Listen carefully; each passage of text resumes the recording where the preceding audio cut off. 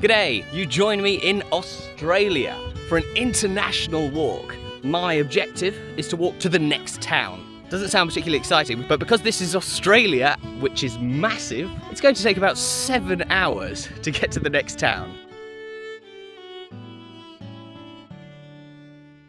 On the way, we might see some wildlife. Are these kangaroo footprints? This is the kind of area where you probably see a snake.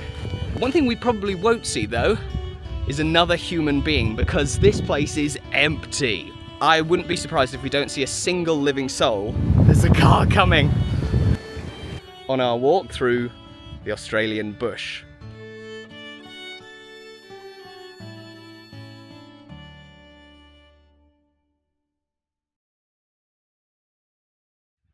Hello, how are you? You join me just outside the Meadowhall shopping centre near Sheffield in South Yorkshire. And today, well, that's not right, sorry, one moment.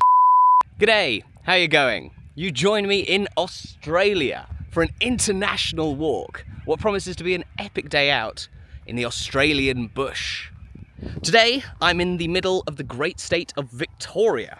Specifically, I'm just on the outskirts of a small town called Charlton. Now, Charlton's about 250 kilometres northwest of Melbourne, the main city in Victoria. And today, my objective is to walk from Charlton to the next town. And that's it. Doesn't sound particularly exciting, because in Britain, that would be the work of about 45 minutes or so. But because this is Australia, which is massive, it's going to take about 7 hours to get to the next town. And that next town is called Wycheproof. And the reason I'm excited to get to Wycheproof is because there is where you'll find the world's smallest mountain. And that's my end goal. I'll be finishing this walk, hopefully, triumphantly atop the summit of Mount Wycheproof this afternoon. On the way, we might see some wildlife, we might see some nice birds, maybe a few kangaroos, wallabies and such, and certainly some cows and sheep in the farms. We do have to watch out for snakes, but it shouldn't be too bad. One thing we probably won't see though is another human being, because this place is empty. It's not desert, it's farmland, but I wouldn't be surprised if we don't see a single living soul on our walk between the two towns. But before we get going, we're going to go and head into Charlton, have a little look around, and pick up some supplies from the local shop to sustain me on the way, because there won't be a shop en route. Let's give it a go. As I made my way into the small town of Charlton to collect some provisions, I began thinking of the day ahead. My route to the next town of Wycheproof would take me just over 20 miles across the countryside. And as I mentioned, I didn't expect to see much human activity, if any, on the whole route. But on reaching Wycheproof, I would climb to the top of the world's smallest mountain. And then I'd been told that if I popped into the town's post office, I'd also be able to collect a certificate that would commemorate my achievement. But that was a long time away. For now, I strolled into the tranquil morning streets of Charlton, a town of around 1,000 people, and prepared myself for the day's walk.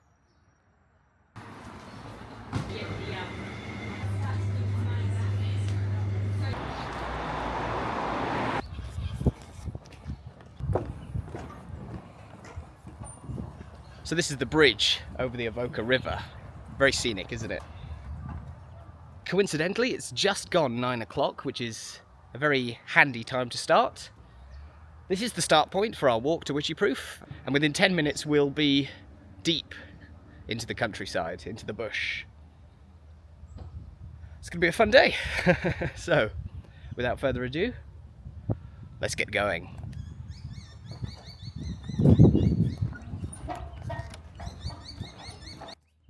Yes, as I got underway, it really wasn't long until I was out of Charlton and into the wide open scenery of the countryside, strolling along a couple of tarmac roads for as long as they would last. We are still on a tarmac road, although believe me, this is not the norm for what's coming up today.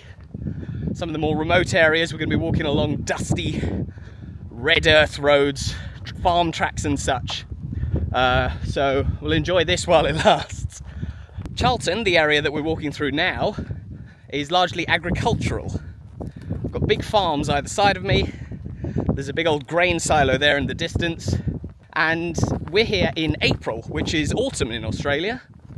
So we've just come to the end of a long and apparently very hot and brutal summer, where they've had day after day of more than 40 degrees heat, not much rain, and as you can see, that's resulted in some pretty dry grassland surrounding us.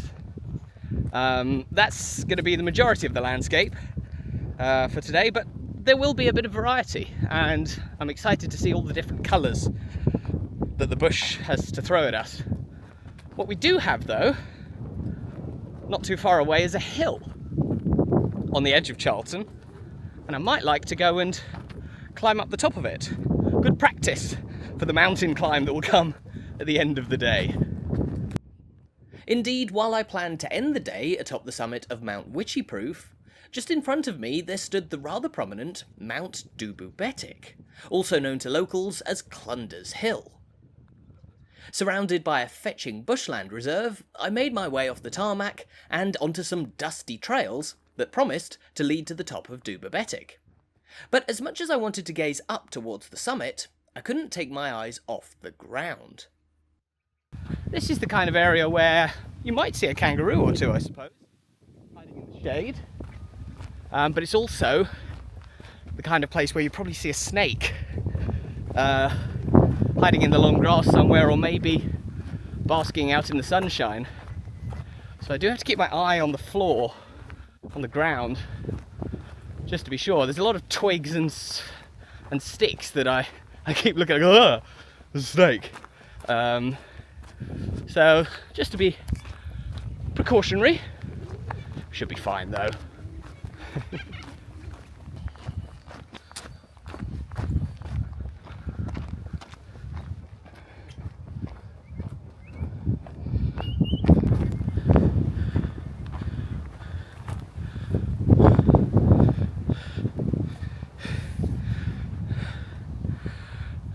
And that's the view. Oh. So as you can see, that's Charlton down there where we've just come from.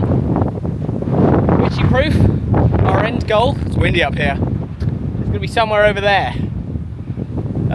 Fair way. We can still see Charlton very clearly. So yeah, wow, that is the position an Australian hat should be in, isn't it? Yes, so this is the top of Mount Dubu-Betik, also known as Clunder's Hill to the locals. Won't stay up here long. I'm going to put some sun lotion on though, and then we'll head back down and return to the main road.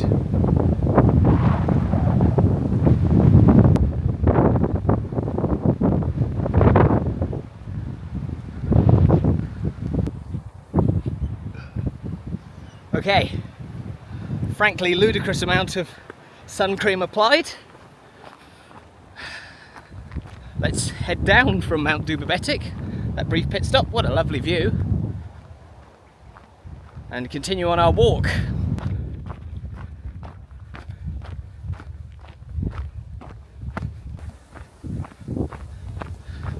Fun fact for you as we head down Mount Dubu-Betik. So I put all my sun cream on up the top there, because I don't like to get sunburnt. And sunburn is apparently the reason that the Australians call us Brits poms. So if you end up in Australia on holiday and somebody refers to you as a pom, the story goes that it's short for pomegranate, because we Brits, when there's sun about, we just go outside in it and get burnt to a crisp, our skin turning to the colour of pomegranates, bright red. So for short, the Aussies call us pommies. Whether that's true or not, I don't know.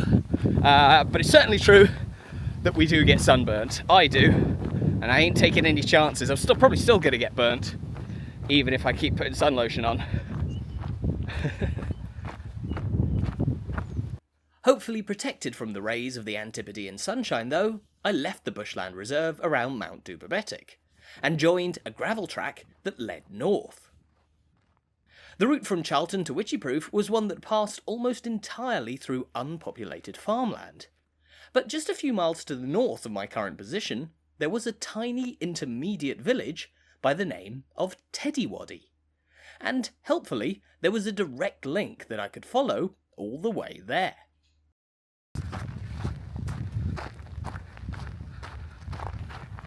Okay, we've been walking along this gravel path for a while now, so I think we might as well change it up a bit. The railway is just here, and I think for the next little stretch we should actually walk on the track. I've never seen a train go past, and I don't think we will, so let's do that.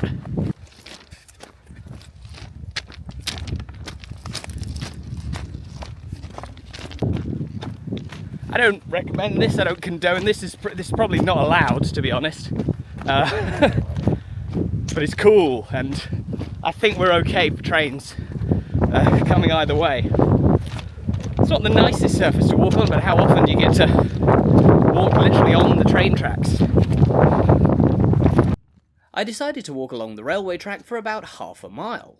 The route here originally laid out in the Victorian era to link this agricultural region to the city of Bendigo and Melbourne further south.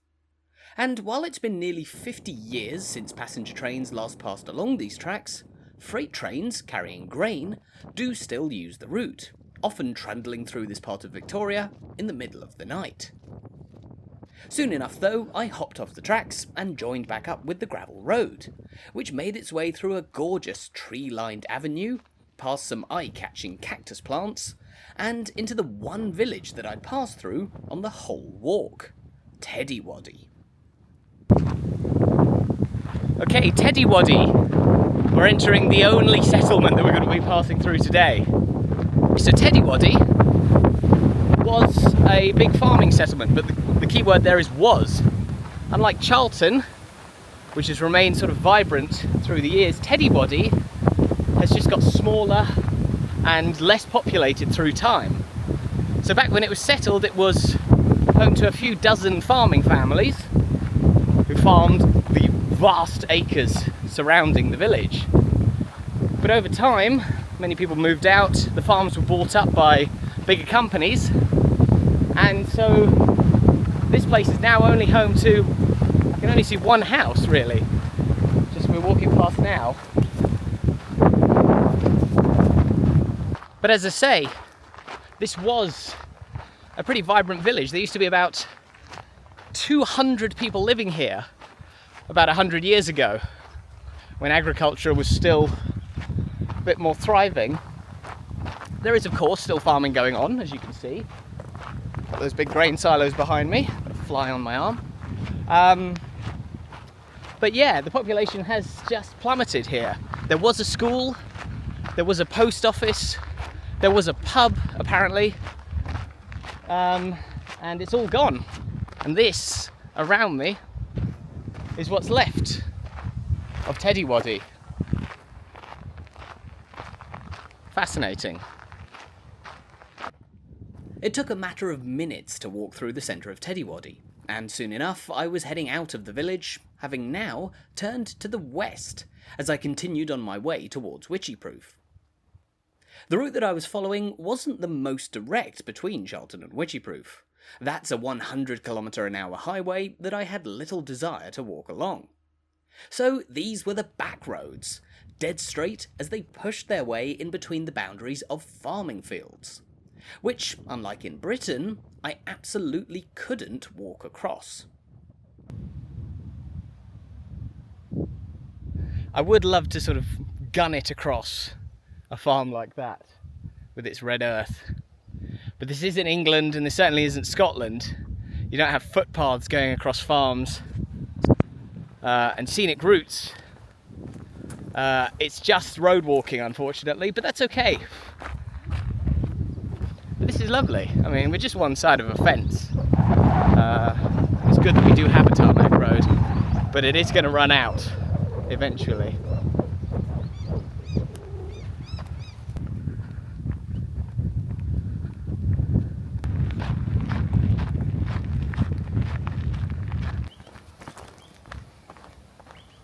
this is the test. This is the other thing I want to test today, just as along with just having a nice day out. Do I really enjoy walking? Is it the walking that I enjoy, or is it like history?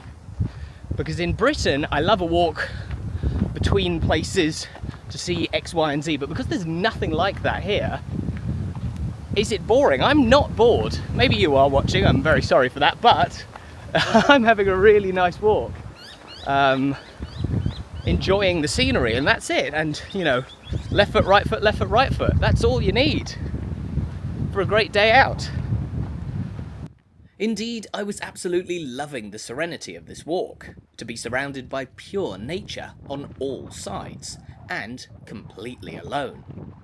But soon enough, I realised that I wasn't quite as alone as I thought. It's getting pretty isolated, but I can see behind me there's a car coming. It's quite scary. I'll move out of his way. He really will be wondering what I'm up to. But yeah. Yep, here he is. I'll get out of the way.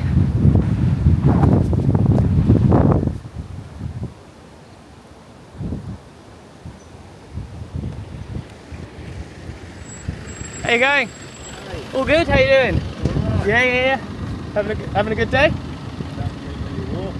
Indeed, I'm English, so I think I can walk all the way. So indeed. So yeah, now I'm walking to Wycheproof from Charlton. Yeah. Indeed. No, I don't want to go on the main road. Too many big lorries, as you know. No. Don't worry. The point is to walk all the way. But thank you very much for the offer. That's very kind of you. Anyway, you have a good one. Yeah. Wonderful. Thank you very much. See you later.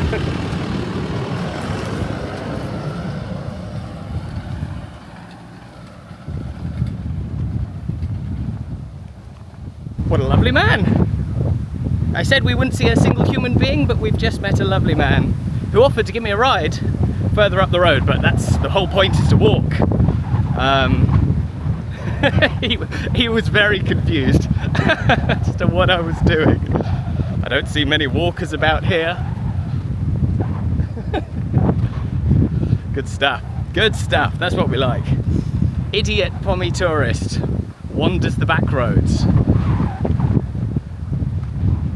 That'll be a headline when I'm found dead somewhere. No, right. Anyway, carrying on. Having far exceeded my quota for daily social interaction, then I headed further into the most isolated stretch of the walk, beginning to ponder more about the fascinating story behind my enchanting surroundings. I suppose it's as good a time as any to explain a little bit about this part of Australia. So, as I've said throughout the walk, this is an area known as the bush. So it's not quite the outback, you know, your Crocodile Dundee, getting towards the desert. This is the bush. And you've also got this red earth. Now, famously, Australia, especially in the middle of the desert, is all red. And that's caused by the iron deposits in the soil. You know, like if you leave your bike outside and it gets rusted and it goes all reddy orange, that's the iron in your bike. And it's the same with the soil here. That's why it's red. It comes to the surface, meets the oxygen in the air, and turns red. So here in the bush, as well as your vegetation, you've got a little bit more sort of natural water features, rivers and such, lakes, and more animal life, and that makes it more habitable for human beings. For thousands of years, of course, this place has been inhabited by Aboriginal Australians. I think this area, they say the traditional owners of the land were a people called the Jajawurrung. Don't know if I'm pronouncing that right, but they're the traditional inhabitants of this part of the world. And it was only in the 19th century, sort of mid-19th century, that you had Europeans coming in to settle this area. So places like Charlton, Teddywaddy, 1850s, 1860s, 1870s, they set up their farming stations. Indeed, before large-scale agriculture came with European settlement, For the vast majority of history, the land here was populated by Aboriginal clans and many of Australia's famous native animal species, one of which I may have found a sign of among the dusty red earth. Correct me if I'm wrong, I'll do a Steve Irwin here. Are these kangaroo footprints? Somebody tell me. If I could zoom down here.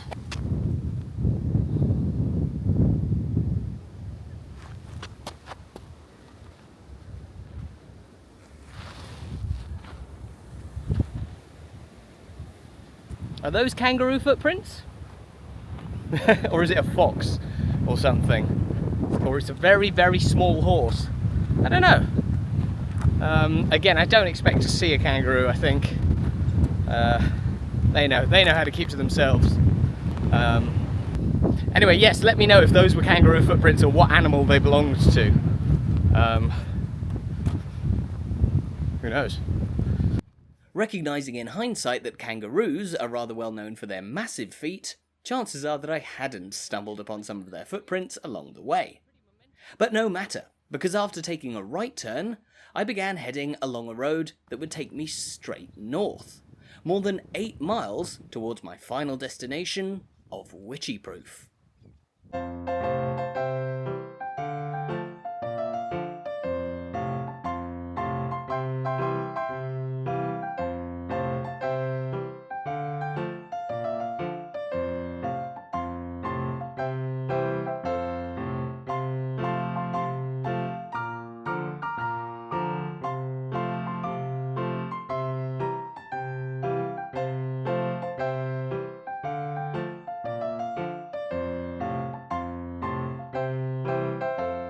As an entire civilization of flies began congregating on my hat, something I was thankfully unaware of at the time, I exchanged the comfort of the tree-lined roads for the wide-open expanse of a scene straight out of a Wild West movie.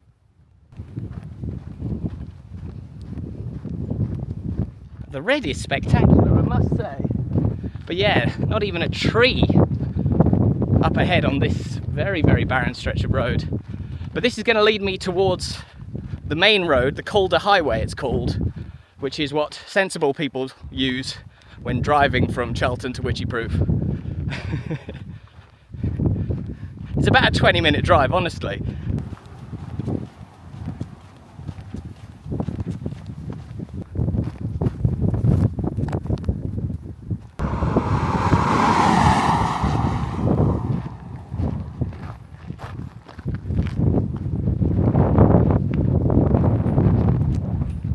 Leaving the main road, and yet more bewildered motorists behind, I now entered the final stretch. Just a few miles of ever more mesmerising dirt tracks leading me towards civilization. But just over a mile before I reached the finish line, I stumbled upon my first signs of a major human settlement in more than 5 hours.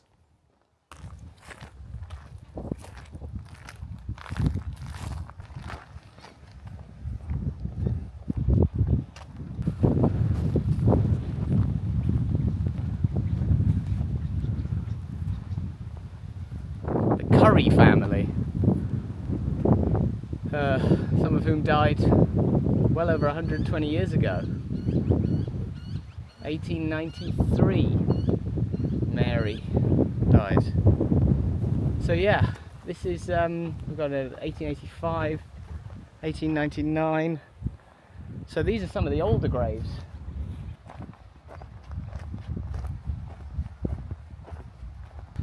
Well, I wasn't expecting to be wandering through a place like this, to be honest.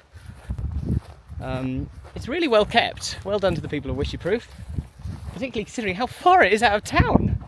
I suppose olden days you bury the dead further away from where you live to stop the spread of disease.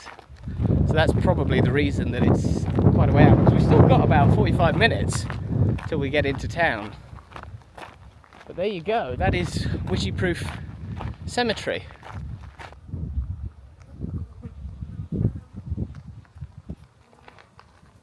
With the cemetery ticked off, the end was in sight. I'd successfully made my way across almost 20 miles of deserted farm and bushland in the heart of Victoria. And after all that I'd passed along the way, it was now my end goal of Mount Wycheproof, the smallest mountain in the world, that I was looking out for on the horizon. And soon enough, the 138-foot high peak stood before me, as I made my way into the town centre.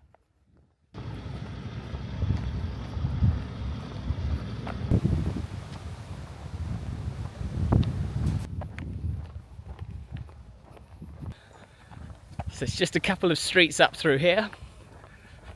And then a right turn. Oh, this man is flying the wrong flag for this country. Pretty cool.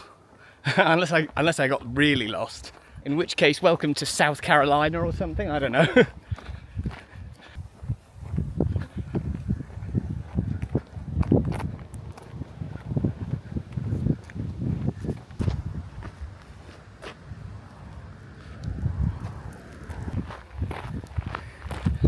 Okay, so this is it. We're walking just around the bottom of Mount Wycheproof. Shouldn't take us too long to get up. That's the summit up there, you might be able to see it. So, I suppose a couple of facts for you. As we know, Mount Wycheproof is the smallest mountain in the world. Now, it's 43 meters high, which is about 100 feet. But it is a mountain. It is a mountain. Now, technically, there is no difference between a mountain and a hill. It's just a question of who decides. And this mountain is technically a registered mountain. That's what it says on all the websites. It's the smallest registered mountain in the world. Who it's registered with, I have no idea. But it is a mountain because of that. As small as it may be, though, there's plenty to note about Mount Wycheproof. So it is apparently 5 miles shorter than Mount Everest, which is the highest mountain in the world. But, and now this is quite something, this is quite a fact, apparently more people have climbed up to the top of Mount Everest in history than have reached the top of Mount Wycheproof, which is just here. Yes, with that, I was just a few steps away from joining a truly exclusive club. After a total of 5 hours and 57 minutes, arguably the slowest and most arduous walk to the top of the world's smallest mountain, I had made it to my final destination, the summit of Mount Wycheproof.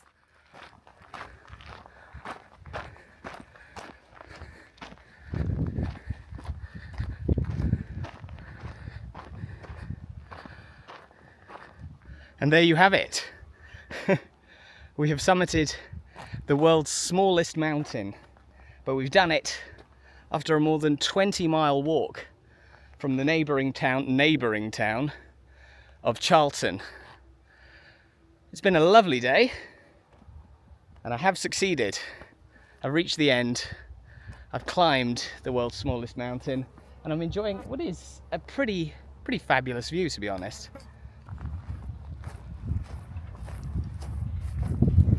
If you're still with us after a long walk through the bush, then I'd like to say thank you very much. It's been a lovely day out, and I really enjoyed the scenery, really enjoyed the serenity. No people about at all, and lots of great sights along the way. We didn't see a kangaroo, but we also didn't see any snakes. So it's a win-win, if you know what I mean. But we're not done yet, because as we take in this fantastic view from atop Mount Wycheproof, we now need to head into town to the local post office, because apparently there I can get a certificate to prove that I have climbed this most formidable of peaks.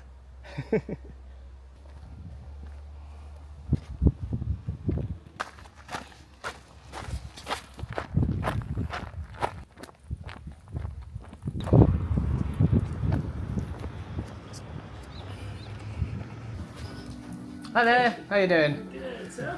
Very boring. Do you get a certificate for going up the mountain? There used to be. Yeah?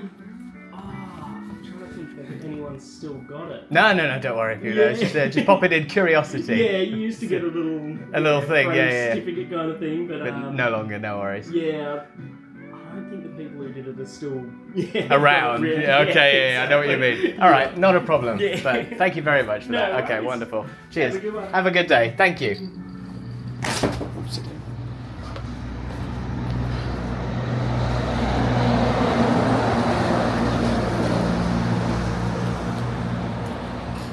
No! No! They don't have the certificate anymore. I failed. I failed again. Oh dear. What was the point? I'm going to sit down here on the nice bench outside the post office. Oh! I failed. I did not get a certificate for climbing the world's highest mountain, but no matter. World's highest mountain, world's smallest mountain, but no matter. Because I did climb it. You saw me. You believe me, right? Anyway. That's it. That's it. It's a bit of an anticlimax, I'm sorry. But that's how it goes. Anyway, we have succeeded in our main goal, is to walk from Charlton to Wycheproof in just under 6 hours. And now I'm going to enjoy a nice sit down and a drink somewhere. So thank you very much. Thank you very much for tuning in. Hopefully it was an interesting one. Something different, perhaps. And yeah. Oh, I'm so disappointed. I don't have the certificate. Anyway, see you again next time. Thank you.